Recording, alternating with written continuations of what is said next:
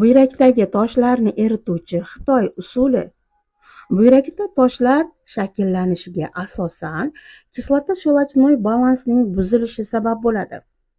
Bunga yo'l qo'ymaslik uchun qimmatbaho sitrat aralashmalarining quyidagi analogini sizga tayyorlashni o'rgataman.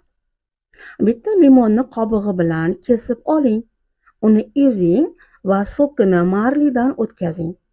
2 choy qoshiq zaytun yog'idan qo'shing. Ushbu aralashmani 3 kunda bir marta to'q qoringa iching. Bir haftadan so'ng buyrakdagi toshlar erishni boshlaydi. Buni aniq bilish uchun o'zida tekshiruvdan o'tishingiz mumkin. Bu videoni buyragida toshi bor tanishlarga jo'nating. Agar sizga foydali bo'lgan bo'lsa, menga obuna bo'ling, like bosing va kommentariyada plus belgisini qoldiring.